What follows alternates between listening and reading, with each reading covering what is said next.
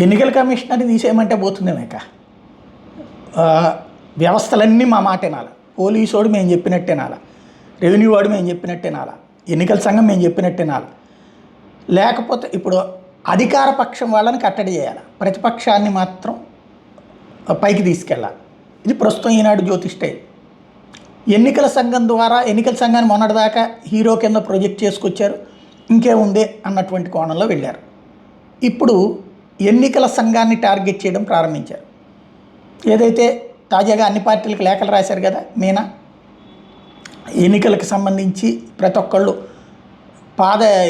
ఇంటింటి ప్రచారానికి కూడా అనుమతి తీసుకోవాలి అన్నటువంటిది సువిధా యాప్ లేకపోతే రిటర్నింగ్ ఆఫీసర్ దగ్గర అనుమతి తీసుకోవాలని ఆదేశించారు కదా. దాన్ని ఇవాళ తప్పుబడుతూ ఇక్కడే ఎందుకో ఈ నిబంధనలు మిగతా రాష్ట్రాల్లో ఇట్లా లేదు, ప్రచారం అంటే ఇదివరకు ఇట్లా ఎప్పుడూ లేదు అంటూ ఒక పెద్ద కథనాన్ని 4 కాలమ్స్ కథనాన్ని రాసుకొచ్చింది. ఎన్నికలప్పుడు ఇంటింటి ప్రచారం చేయడం కామను, సభలు సమావేశాలకి ర్యాలీలకు అనుమతి అడుగుతారు కానీ ఎట్లెట్లాగా అన్నటువంటి. అంటే ఇది ఆరంభం.